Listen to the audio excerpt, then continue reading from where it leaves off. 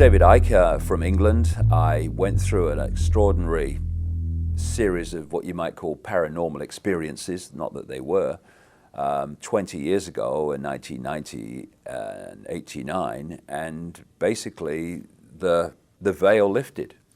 And I saw the world in a completely different way. And I started on a journey of research, which has led me over 20 years to a very obvious conclusion that this world is controlled by very, very few people behind the people we think are in power.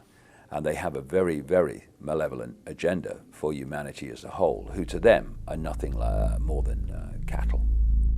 It doesn't take many brain cells on active duty to realise that we are at a fork in the road. We can no longer stand there staring at the map thinking, which way do I go? Because we're facing, in the next few years, enormous challenges which we can cope with and will come through, and this control system's coming down, but it ain't coming down tomorrow. When I started talking about this information 20 years ago, you could hardly get anyone to look at it. And in terms of public events, I couldn't fill a phone booth. But over the last 20 years, there's been demonstrably, blatantly, obviously, a fantastic awakening, and it's getting faster and faster all the time.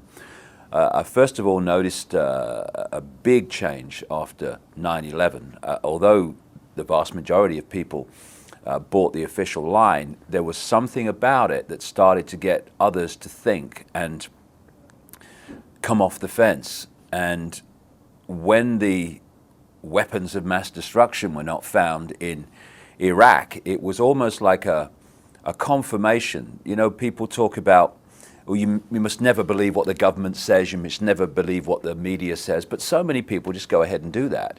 And the lack of weapons of mass destruction in Iraq were like somebody reminding you, see, look, governments lie.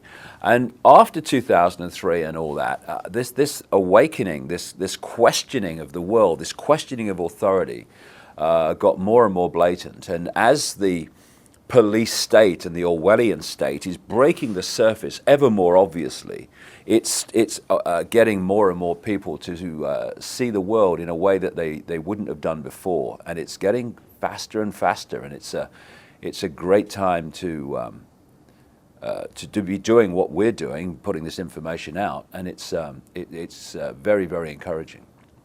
The whole conspiracy is founded on keeping humanity in a very, very low level of perception about self, perception about the world. This is why we have the dumbing down of education. This is why we have the controlled so-called information that comes through the media. The idea is to keep people in ignorance of anything that would be a problem to the control system. So we're kept in ignorance about the nature of reality itself, the nature of life itself, who we are, where we are, what we're doing here. We're kept in ignorance of the true forces that are manipulating behind the people we see in the public arena, like we had 8 years of Bush, who was blatantly just a figurehead signing his name on the legislation, and he's been replaced by Obama, who is another blatant figurehead doing the same, controlled by the same force, ultimately, that controlled Bush. Now, all these connections have to be kept from people so that we behave and perceive the world and everything in the way that suits the control system. So any awakening, any opening of the mind to see things that people didn't see before is a real big problem for the conspiracy, for the manipulators. And what we're seeing now, as more and more people are awakening, is almost a panic-stricken attempt to put the lid on this, to dumb people down. And this is one reason why we're seeing the ever greater drugging of American children, not just American children, but in the wider world too, while we're seeing more and more of these chemical cocktails in food that destabilize the body's chemical balance, and more electromagnetic pollution to destabilize the body's electromagnetic balance. All of these things fundamentally affect the way people see the world and their ability to think sharply, to think straight, and to see the peripheral vision which you need to see what's actually going on. They want us here. And what an awakening mind does is start to do this. And when you do that, you start to connect dots that you can't actually see here. What we're looking at now is an irresistible force, I would suggest, which is the gathering awakening of humanity coming face to face with what thinks it's the immovable object, the conspiracy, but isn't, as we'll see, although it's going to take some years before that becomes obvious. And so we're at this fork in the road where people have to choose. Are they going to go on being controlled sheep and robots of the control system, or are they going to wake up and take the road to freedom? That's the fork in the road, and that's the choice that people are facing now and will face ever more blatantly in the next few years. When you look at the bloodline families and the control system that they oversee, it seems that they are all powerful. They control the media ownership level and at key positions within it. They control the corporations, the cartels of oil, of pharmaceuticals, etc. They control the forces of law enforcement and the military, ultimately. But one thing they don't control is the numbers. This is what humanity has. It has vast numbers of people, enormous numbers of people compared with those at the core of the control system that actually know exactly what they're doing and what the agenda is. They are tiny in number compared with what is now supposed to be 7 billion people on the planet. So one of the agendas to bring this under greater control for them is to massively cull the population. They want to reduce the numbers.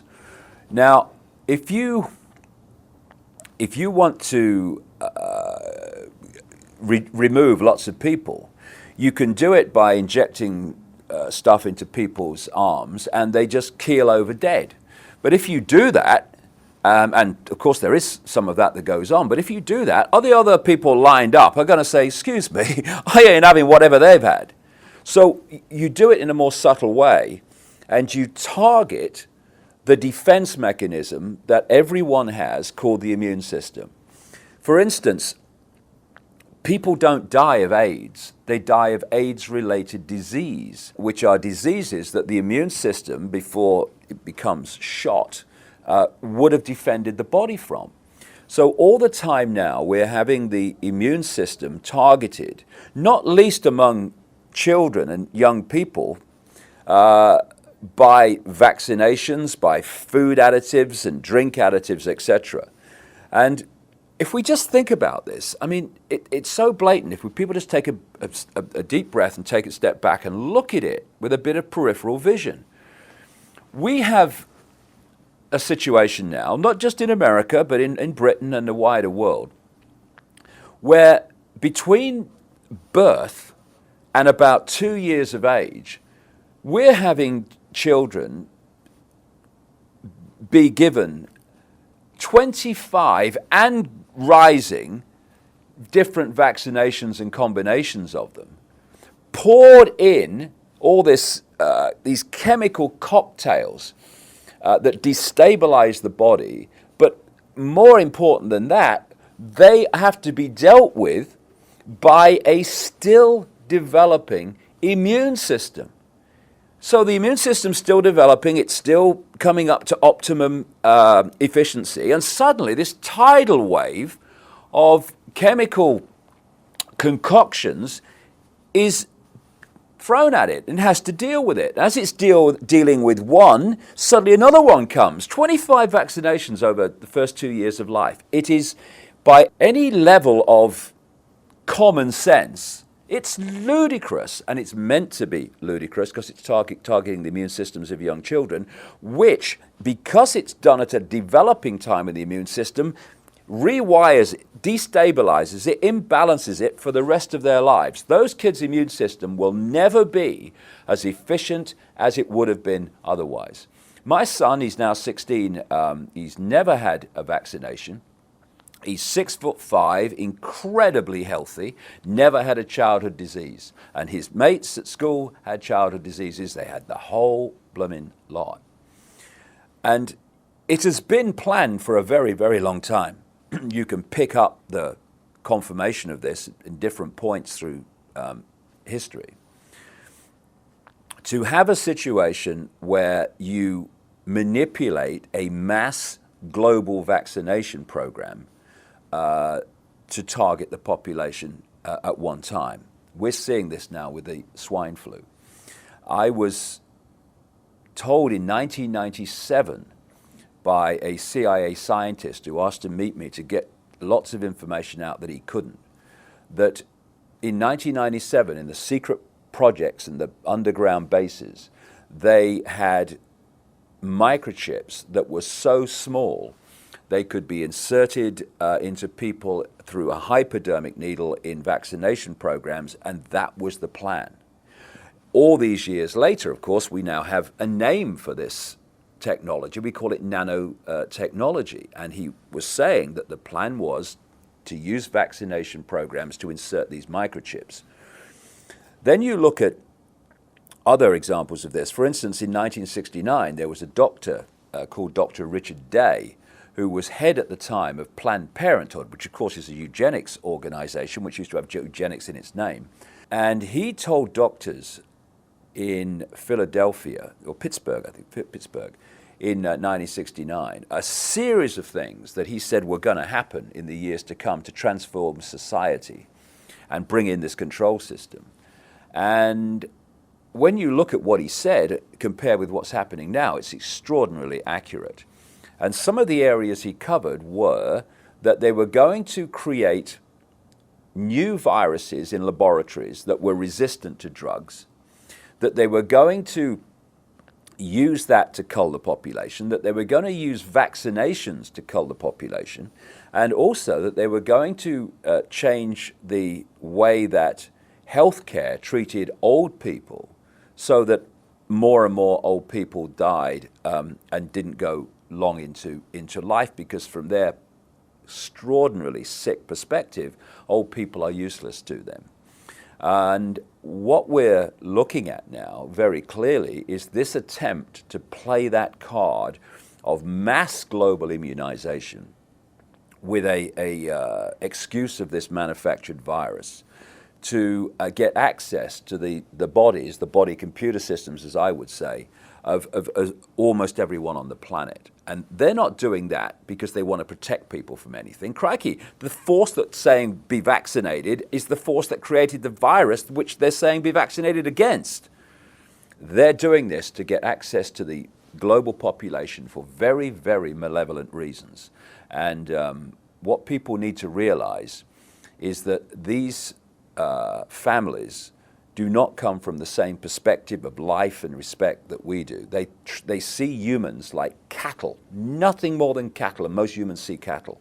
They therefore have no empathy with the consequences for the human population of their actions. So if people say, they'd never do that, mate, no, you'd never do that.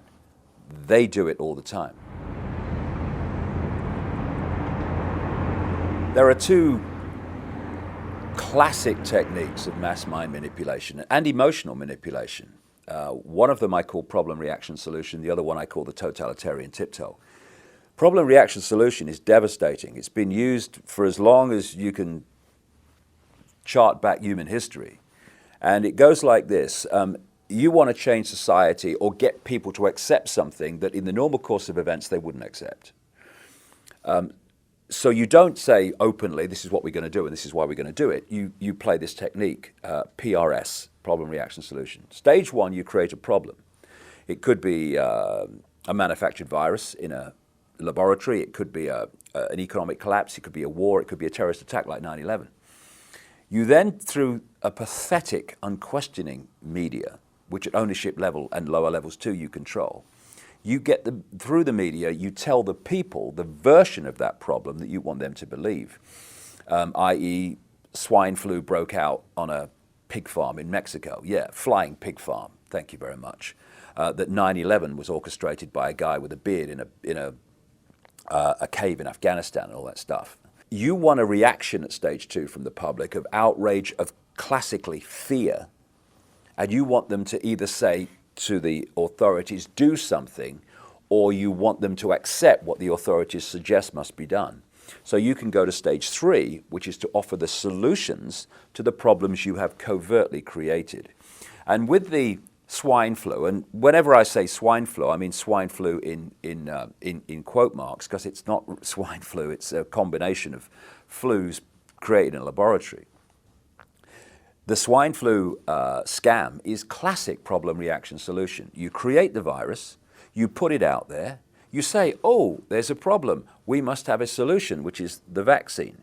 And of course, you then find that the patents for the vaccine were applied for before the virus was put out and people started to get the consequences of it. It's quite obviously a blatant scam. And through the mainstream media that doesn't connect these dots, which are there to be connected to anyone with a brain cell on active duty, the vast majority of the public go along with it. But what's really encouraging at this point where I speak is the number of people who are saying no to this, and their backbones need to stay stiff when the pressure comes on more and more to accept it, to say no and keep saying no, because this vaccination program is a key fundamental brick, plank, whatever you want to call it, within this whole agenda. And if we can throw a spanner in the works of this and have vast numbers of people refuse the vaccine, it actually throws a spanner in the works of so much more that is due to come along afterwards. People have asked me over the years, what's planned? And I've said, read 2 books, George Orwell's 1984 and Aldous Huxley's Brave New World. The latter was published in 1932, Orwell's book was in 1948. Because these two had access to the agenda through something called the Fabian Society, they weren't writing from imagination. They had an understanding of where this was supposed to go.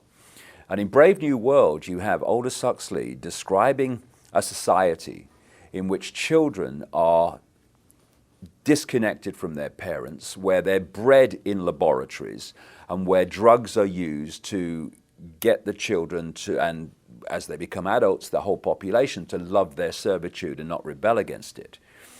And we are now seeing quite blatantly the movement to remove children from their parents. It's been done through what I call the totalitarian tiptoe, step by step by step by step, where more and more parental rights are taken by the state, more and more and more, and where the school becomes ever more powerful in the control it has over the children.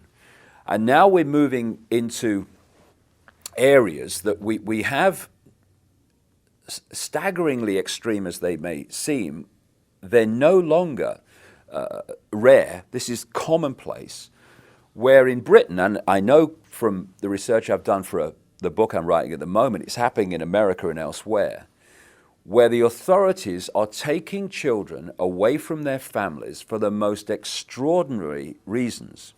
I'll give you an example, and like I say, this is not rare. We had a case in Britain recently where these parents spent £38,000 on fertility treatment to have a child. When the child was born, soon after the child came home from the hospital, a social worker came round, and the mother just joked that giving birth had ruined her figure. On the basis of that, the child was taken away.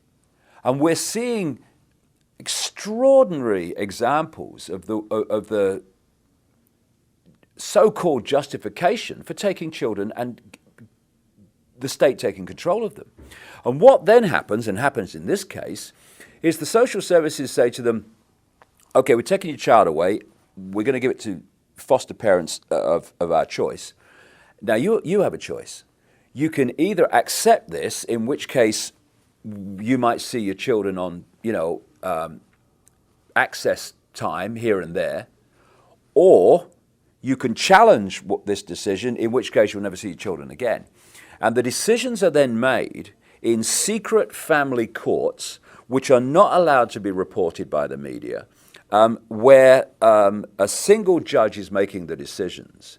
And, you know, if you describe this society to people a few years ago, you'd say, you've got to be talking about China, mate, ain't you? No, this is America, this is Britain, this is Europe, this is the so-called civilized world that it's happening in. And it's not the end of it, it's just the latest step in the tiptoe towards total state control of children. And that's what they want. And we either put a line in the sand now or regret it not too far in the future. What's being targeted is anything that holds people together. So the family unit is something that keeps people together.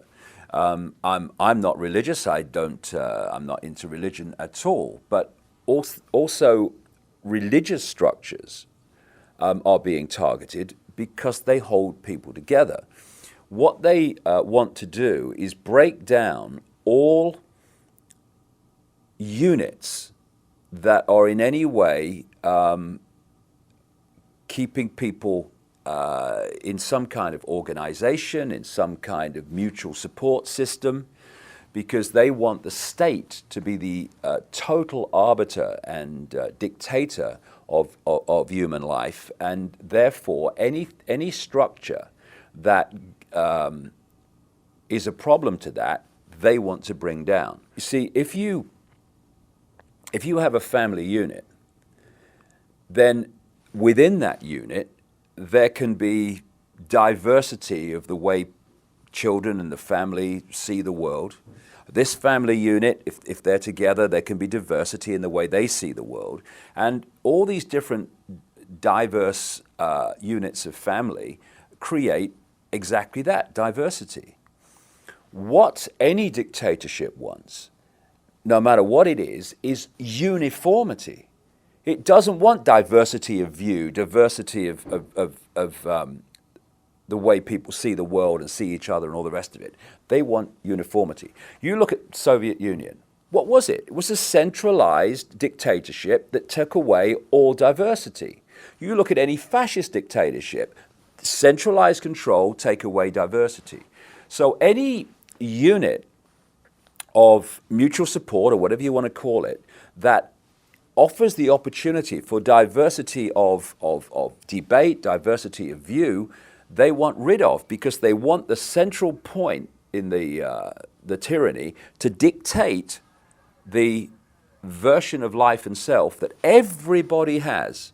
You know, it's always the case that tyrannies want uniformity. Look around the world. All diversity is being removed. And even the built environment, you go around the world now, you will go into these cities in previously diverse cultures, and if you didn't know, you could look out the hotel window and you wouldn't be able to tell where you are. This is the reason. Tyrannies want uniformity, and diversity, therefore, is under target and being targeted wherever you look. Eugenics has been with us for a very, very long time. At first, it was open. Of course, you had eugenics courts in America, etc., that were dictating that certain children or families, certain, according to the authorities, IQs, etc., disablement, they were to be stopped from having children. And then, of course, Britain, as usual, was massively involved in this. And the Rockefeller families, the Harrimans, the Rothschilds, all these people were involved in this. And then along came Adolf Hitler and the Nazis, which gave a very bad name to the term eugenics. So what did they do after that? They just changed the names from eugenics and hid behind front names like Planned Parenthood, etc. And they've gone on running this eugenics program ever since.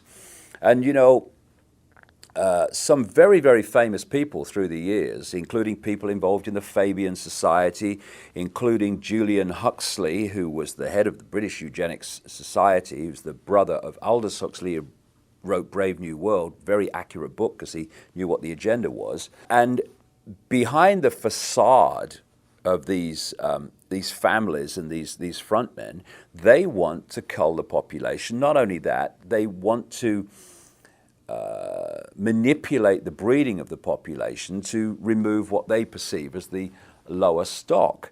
And they did it before openly, tried to, and now they're doing it covertly. And their big kind of final card, if you like, is for a massive cull of the population, which will remove vast numbers of people on this planet. And that's where they're leading. And through their access to mass vaccination programs, they're hoping to bring that about. I've not come over to tell people what to believe. This world is drowning in people telling others what they should think, what they should believe, what they should and shouldn't do. What I'm presenting today is information. I realized a long time ago that this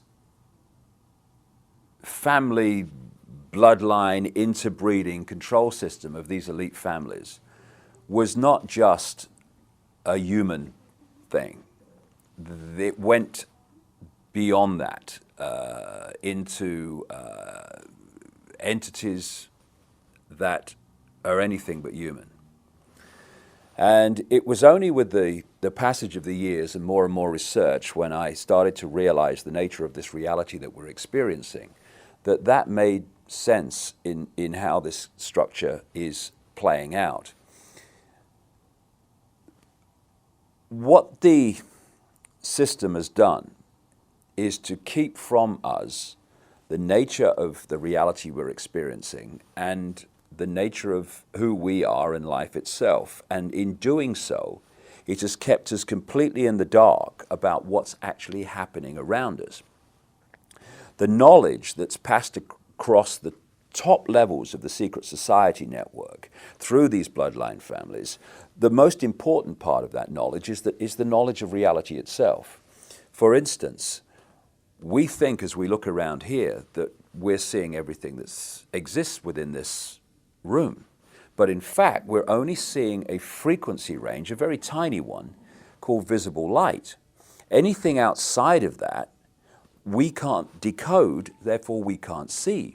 But just like radio stations share the same space without interfering with each other, so other worlds, other dimensions, other realms of reality, if you like, share the same space without interfering with each other.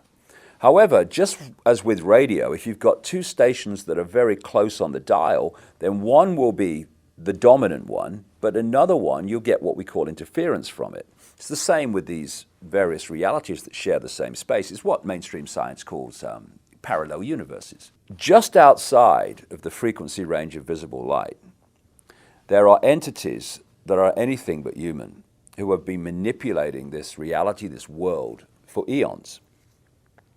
And because they are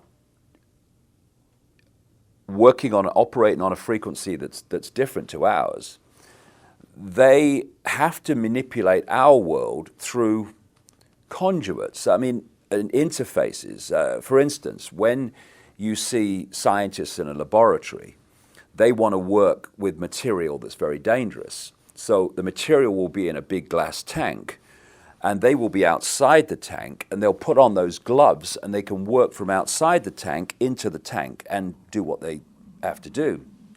It's very, very similar in theme to what these Illuminati bloodlines have been bred for.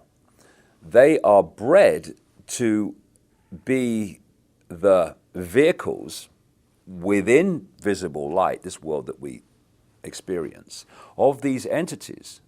And if you go back and you look at religious beliefs, etc., of the ancients and the accounts of the ancients, these entities, which go under different names, some people call them the serpent race, some people call them demonic.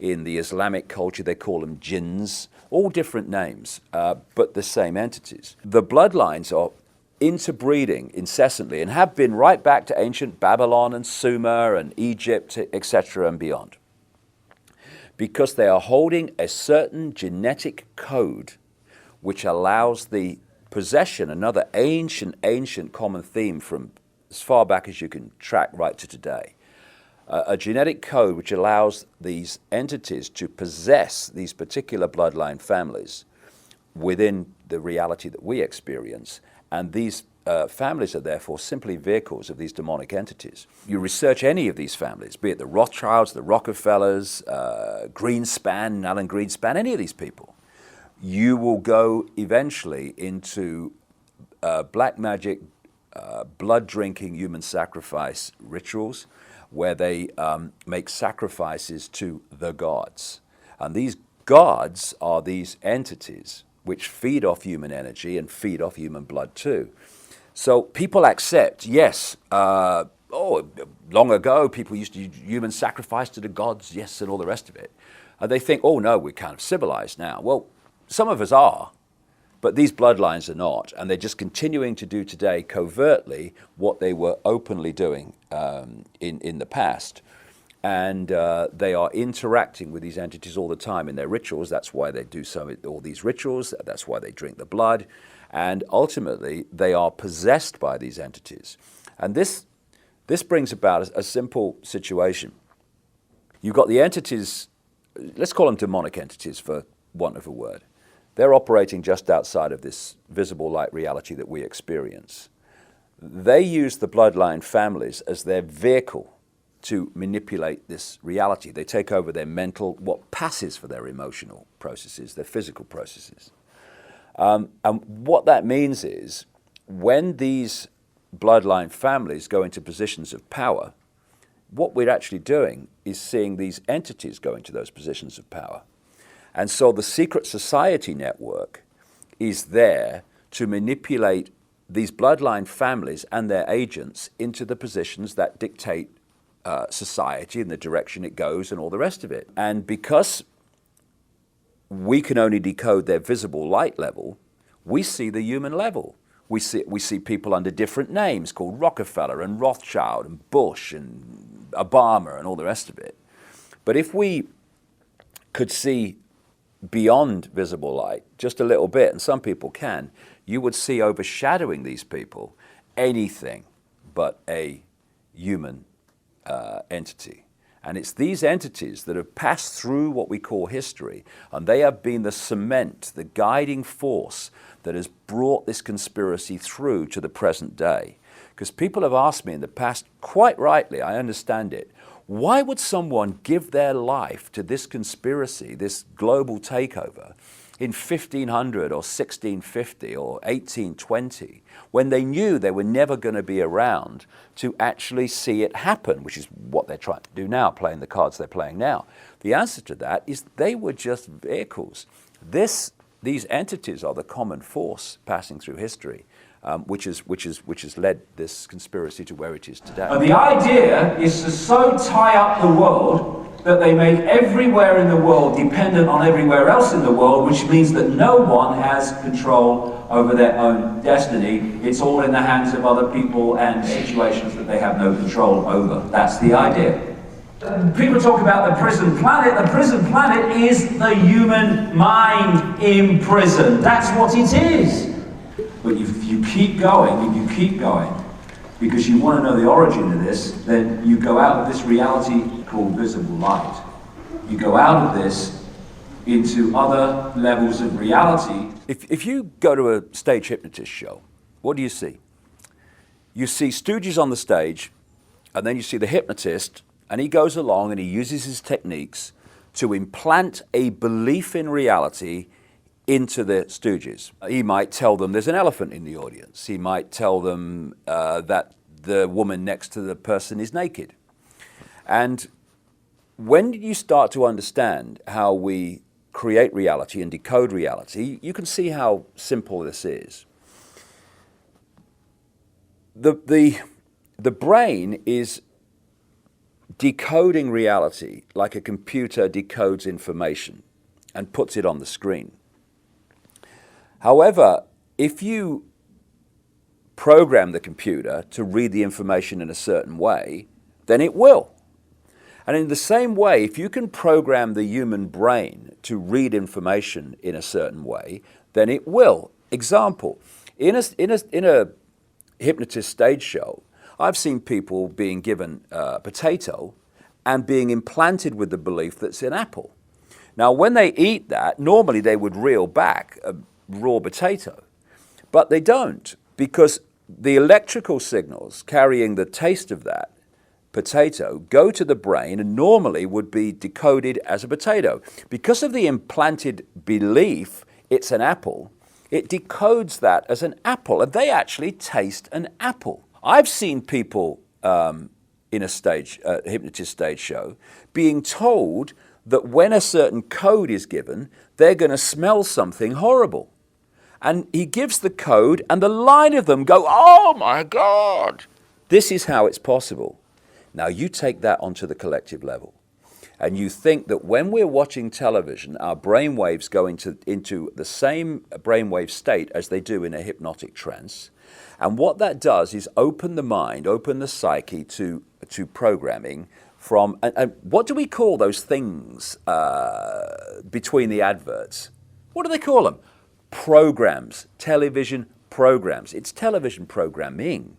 So we think of a hypnotist programming people in a stage show, but the media, not least through television, is constantly programming the human psyche with a sense of itself, a sense of the world, a sense of what's happening in the world, a sense of what to think about people like politicians and Obama, what to think about the way the system works. If we succumb to that program, and vast numbers of programming, and vast numbers of people do, then we're simply going to go through robotically, just like the stooges on a stage hypnotist show, and we're going to react to the world, and we're going to behave in a way that we've been programmed to behave in.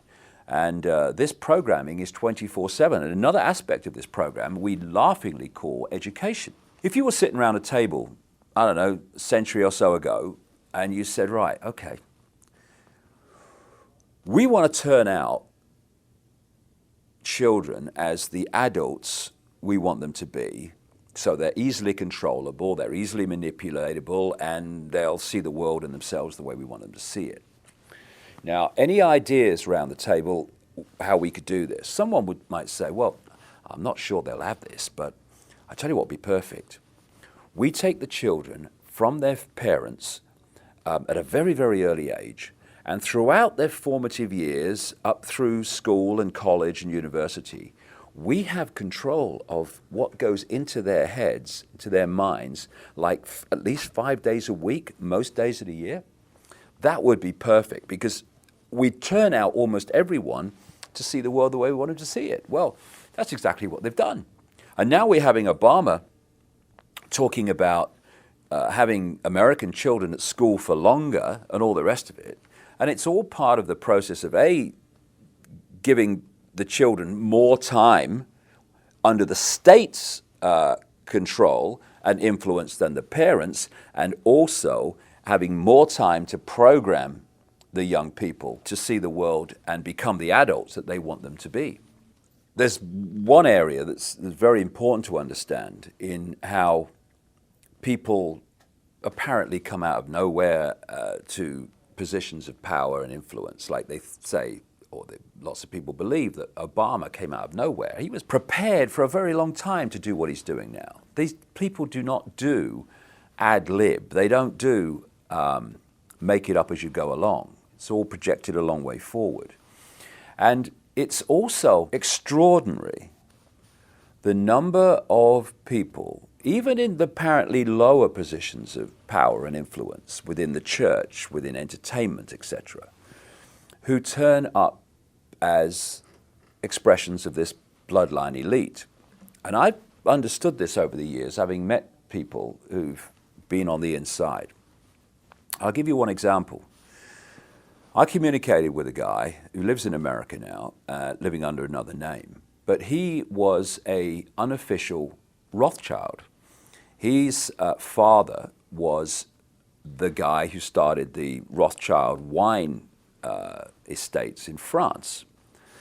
And he told me how the Rothschilds and these bloodline families not only interbreed with many different women to produce the bloodline, but they actually have sperm banks, because the sperm bank holds the genetic code that they operate on. And part of that genetic code is it's had deleted from it any feeling of empathy. Very, very important point.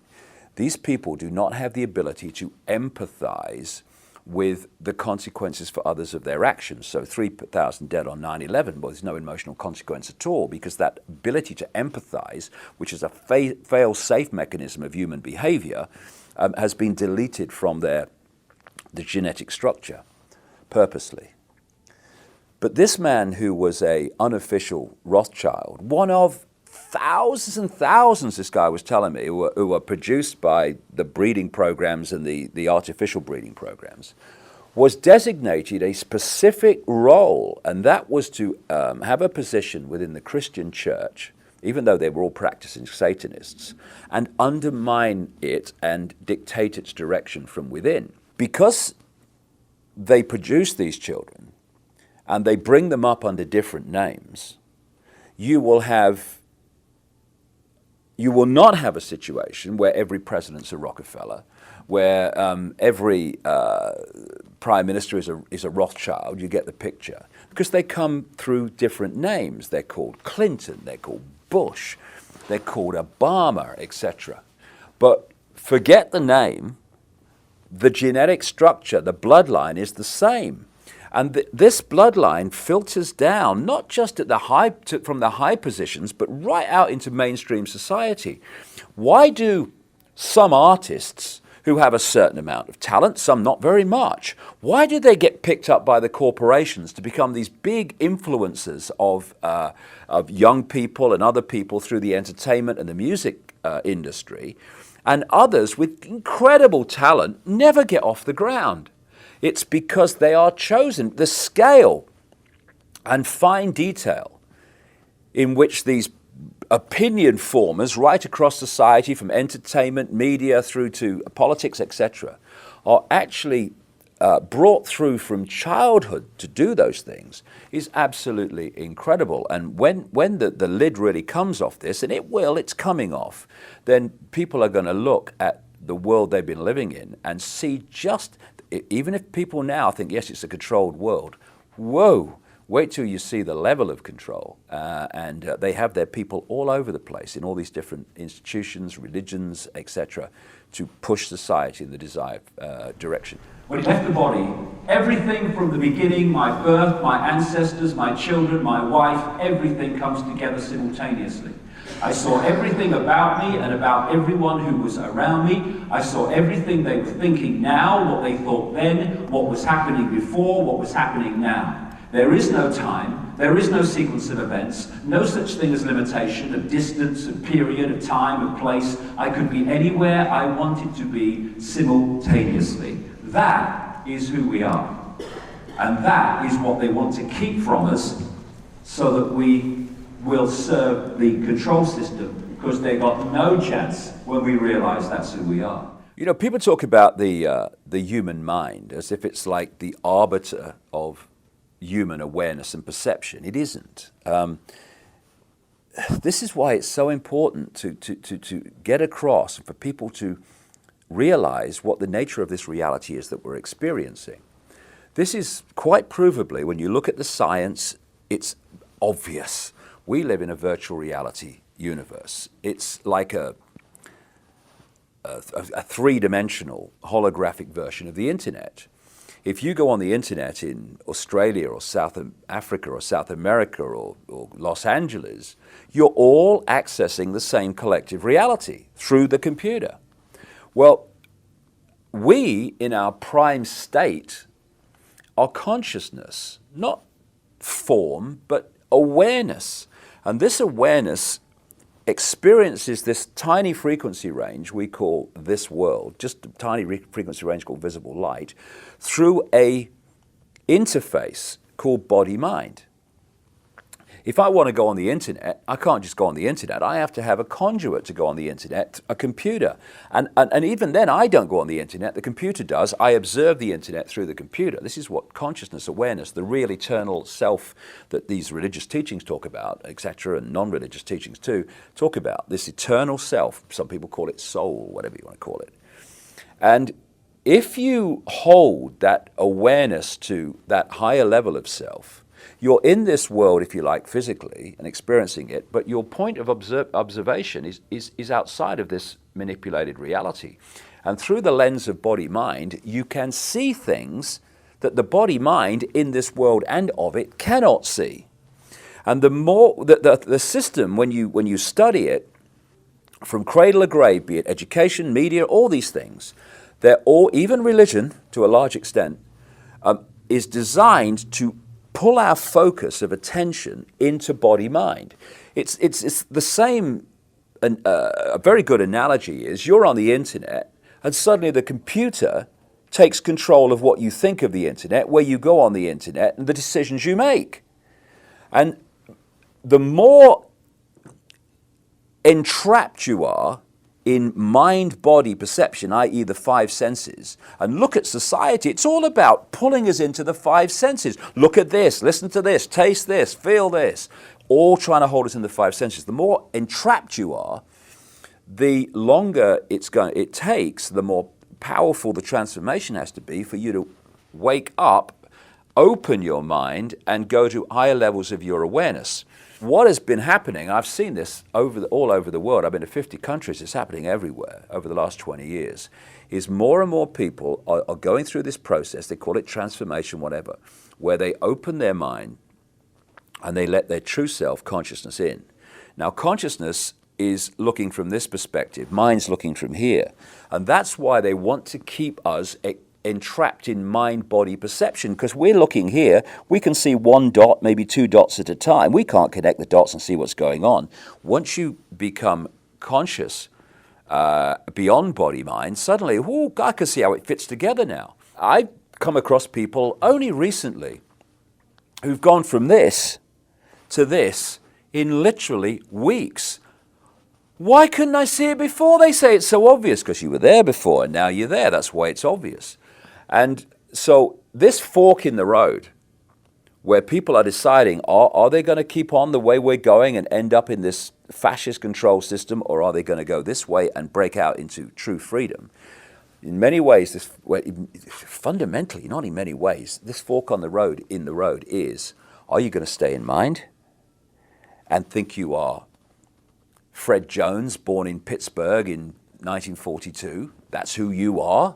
Or are you going to open your mind to who you really are, which is consciousness, infinite, eternal consciousness, having an experience as that man born in 1942, whatever I said. And that's the difference. Once you realize that our name, our job, our experience is just that, an experience, and we are consciousness, that change of point of perception, point of observation of this world transforms everything.